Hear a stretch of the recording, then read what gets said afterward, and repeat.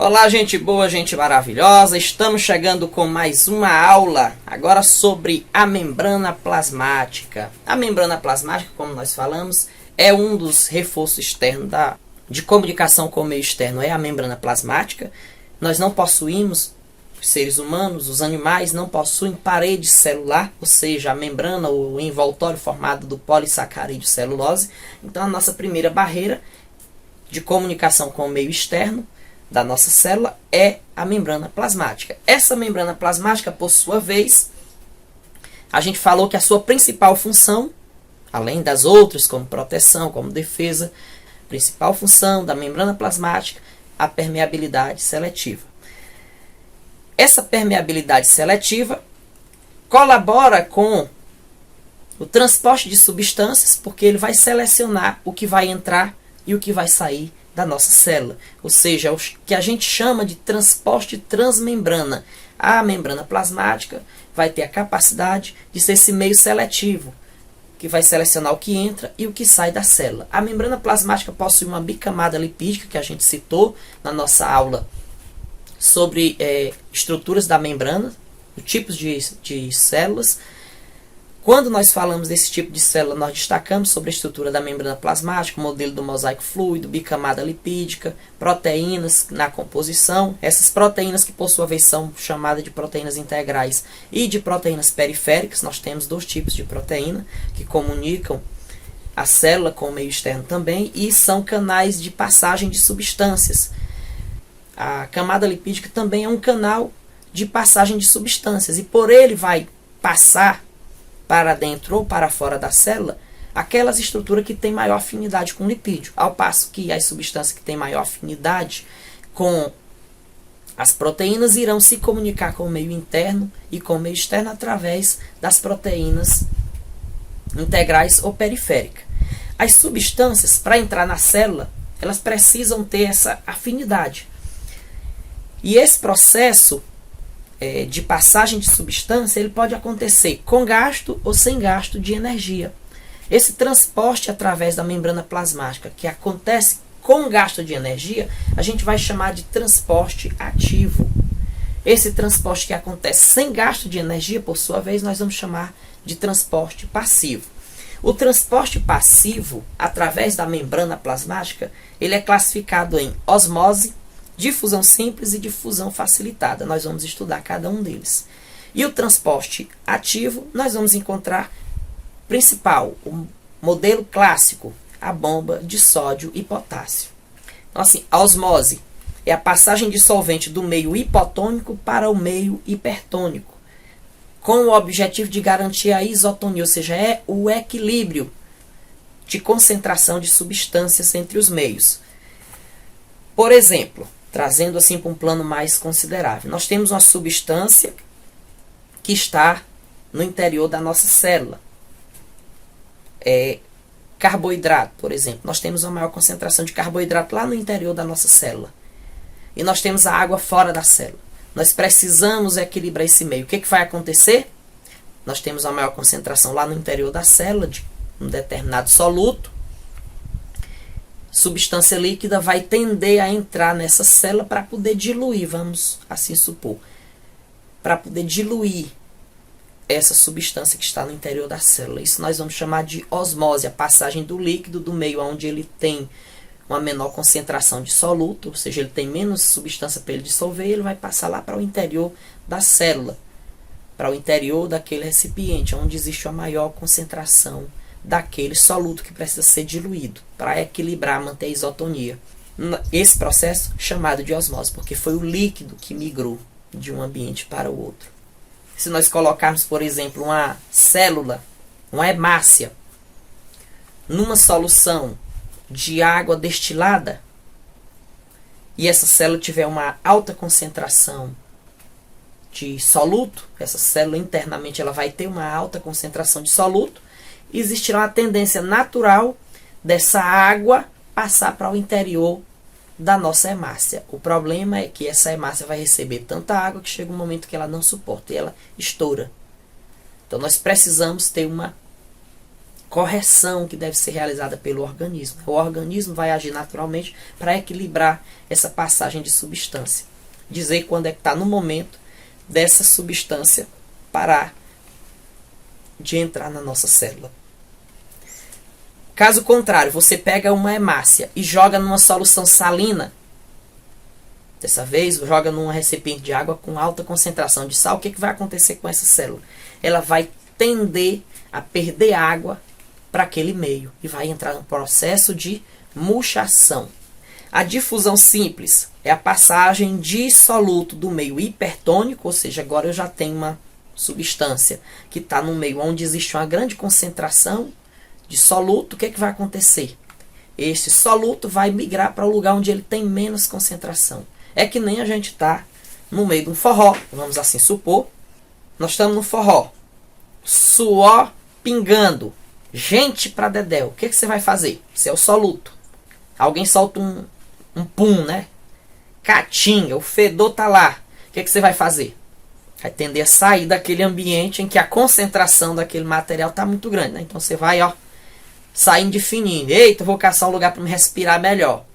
Então você é o soluto, tá num ambiente onde tem uma alta concentração de um tudo, né? De material, até de caatinga, e vai caçar um ambiente onde esteja mais arejado, mais tranquilo. Assim você é o soluto que está buscando um ambiente onde a sua concentração esteja menor. Assim você vai ficar mais confortável.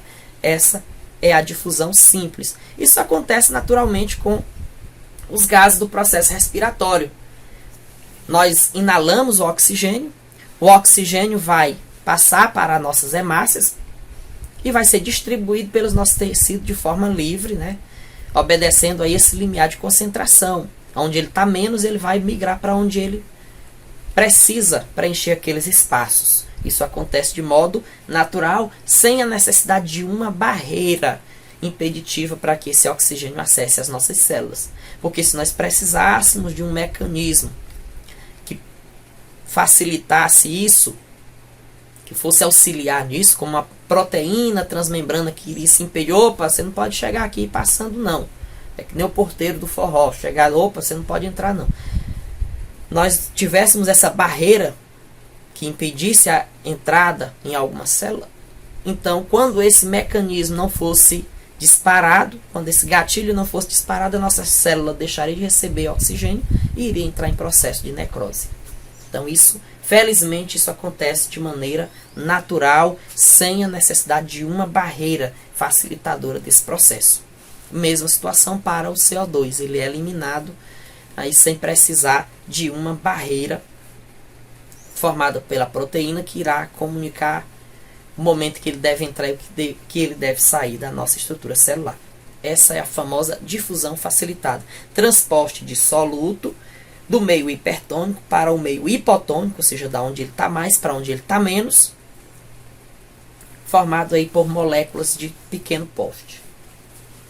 A difusão facilitada, por sua vez, é um processo em que a substância vai tender a passar do meio onde ele está mais concentrado para o meio onde ele está menos concentrado, mas para que ela passe para aquele ambiente, ela vai necessitar obrigatoriamente de uma estrutura facilitadora, que a gente vai chamar de proteína. Geralmente as proteínas integrais e as proteínas periféricas vão fazer esse processo. As proteínas da membrana plasmática é quem vão atuar nesse processo. Exemplo clássico, nós vamos encontrar na insulina.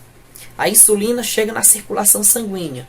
A insulina que vai funcionar como uma espécie de chave que vai abrir a sua célula para o carboidrato, ou seja, o açúcar que está na circulação sanguínea, possa entrar na estrutura da sua célula e participe do mecanismo da respiração celular, que é onde vai ser quebrada a molécula de carboidrato e vai fornecer energia para a sua célula. Então, o que vai acontecer nesse processo? O carboidrato chega na sua circulação sanguínea. A insulina não abre o canal. A alta concentração desse carboidrato, desse açúcar na estrutura, na circulação sanguínea. Porém, se a insulina marcou presença e a célula responde bem ao comando da insulina, o que vai acontecer? Você ingeriu carboidrato, você ingeriu açúcar, a insulina vai lá, abre os canais da sua célula e esse carboidrato circula para o interior da célula. Lá vai participar do processo de respiração celular. Então a insulina tem essa função de funcionar como esse carreador específico, como esse agente químico que vai induzir a sua célula a receber o carboidrato, o açúcar que está necessário para desempenhar papel metabólico lá na sua célula. Porém, se ele não chega, há uma alta taxa de concentração na circulação e a pessoa vai ser identificada com um problema de saúde denominado diabetes. Outro caso, a sua célula não precisa de todo o açúcar do mundo, só numa.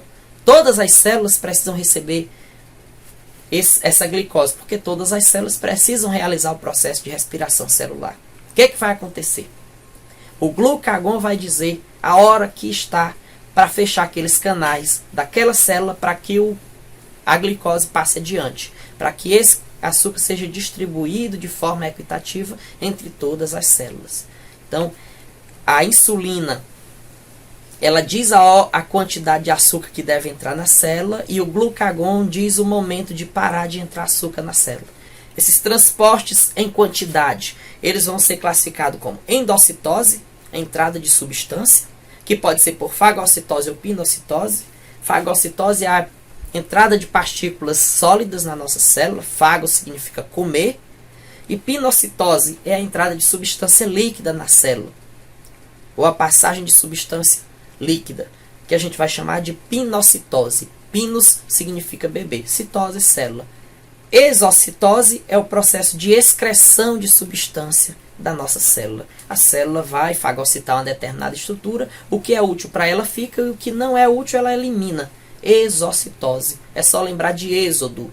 Êxodo é a saída do povo hebreu do Egito em busca da terra prometida. Então, êxodo, exocitose, vem de êxodo, de saída. Então, é um movimento de saída da célula, saída de substância da célula. O transporte ativo, por sua vez, é um processo representado classicamente pela bomba de sódio e potássio. Precisamos estar muito atento a isso. O sódio é uma substância que precisa estar em pequena quantidade na nossa célula.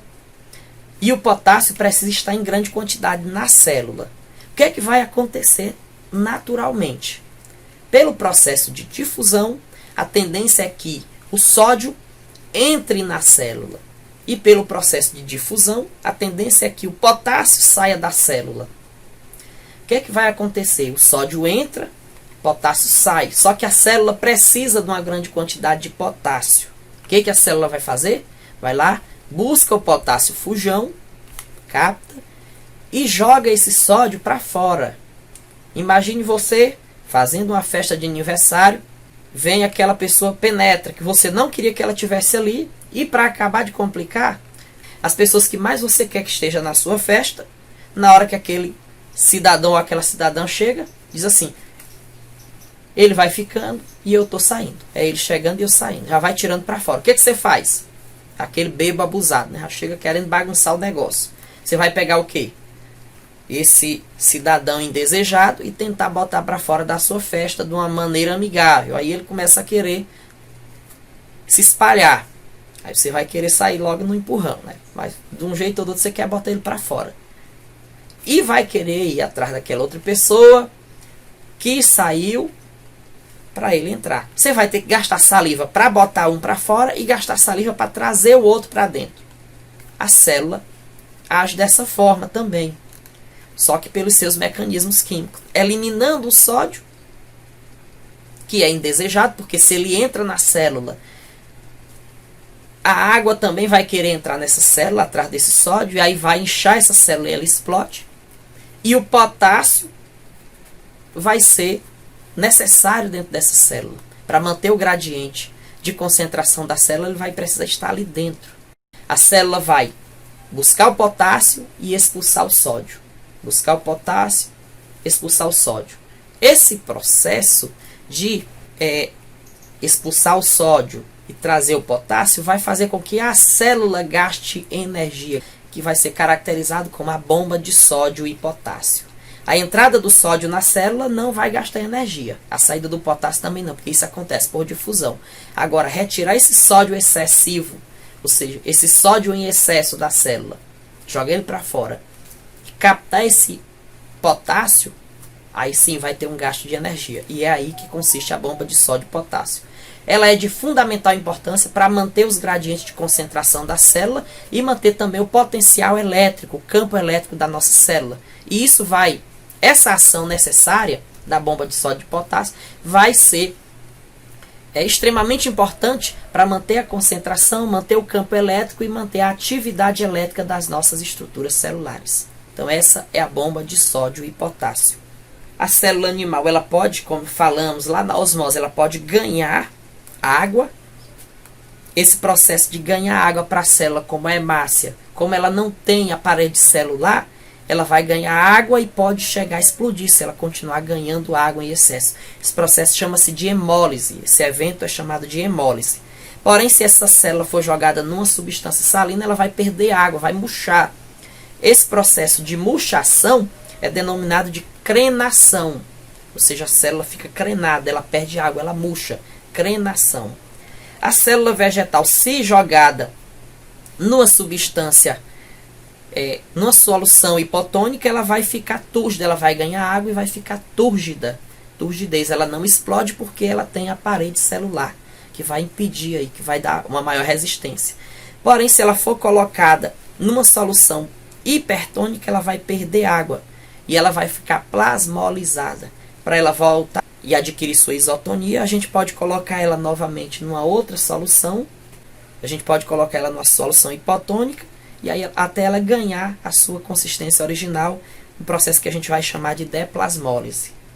E aí nós temos a célula voltando ao seu estágio inicial. A gente fica por aqui sobre os transportes através da membrana. A gente se encontra na nossa próxima aula sobre as organelas citoplasmáticas.